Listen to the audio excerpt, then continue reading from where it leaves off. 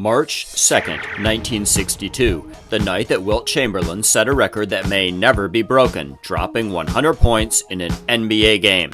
That Wilt had the ability to go off was well established. He had broken the single-game scoring record earlier in the season, scoring 78. In 3 earlier games that week alone, Chamberlain had scored 67, 65, and 61 points respectively.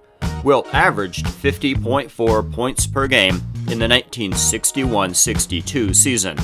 Chamberlain's record came in leading his Philadelphia Warriors to a 169-147 win over the New York Knicks.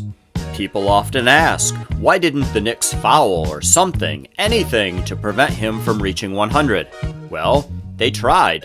They fouled off the ball late in the game, but the Warriors fouled back to stop the clock and extend the game, giving Chamberlain the possessions that he needed. He made the most of it, shooting 36 of 63 from the floor. More surprisingly, he hit 28 of 32 free throws, which was spectacular for a career 51% free throw shooter. The game wasn't televised and no video footage exists. In fact, a copy of the radio broadcast only was found in 1988, covering just the fourth quarter. Our highlights are from other Wilt Chamberlain games. Kids today will know Bill Walton as a fantastic commentator for basketball games, having worked for CBS, ABC, and ESPN, winning an Emmy Award for his work. But long before he picked up a microphone, Walton was a force to be reckoned with on the court in UCLA's halcyon days. In his years as a Bruin, Walton led the team to consecutive 30-0 seasons, an 88-game winning streak, and the 1972 and 73 NCAA titles. On March 26, 1973, Walton's junior season, the Bruins were playing in the NCAA Finals as was custom under legendary coach John Wooden. He won 10 NCAA titles and retired having won over 80% of the games he coached.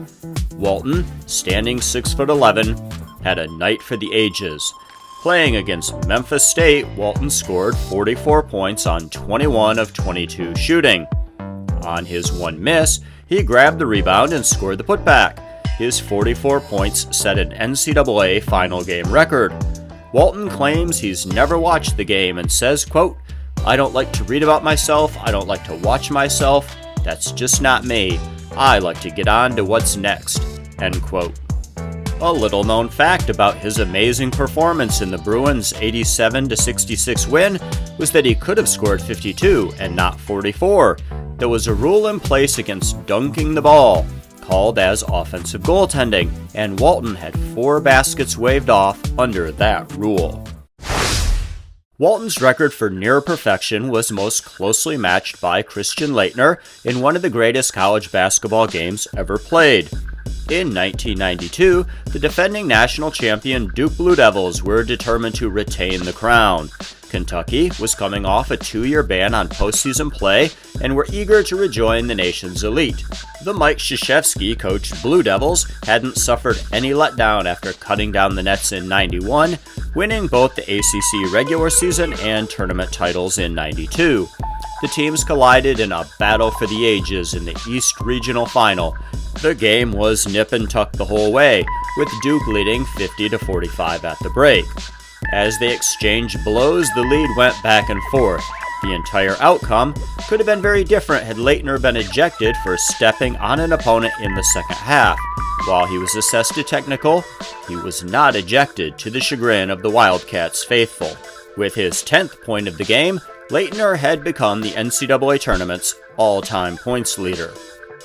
No shot in the game is more memorable, or perhaps more iconic in college basketball than the shot. The game had gone into overtime, knotted at 93. With only 2.1 seconds on the clock, Duke trailed and called timeout and drew up a play. Grant Hill inbounded. Laettner caught the ball, dribbled once, turned, and that was all she wrote. Bedlam ensued. Laettner would finish with a stat line that read 10 for 10 from the floor with 1 three-pointer and 10 for 10 from the free throw line for 31 points. He hadn't missed a single shot. Duke edged Indiana 81-78 in the Final Four. They went on to cut down the nets after cruising past Michigan's Fab Five, 70-51 in the final.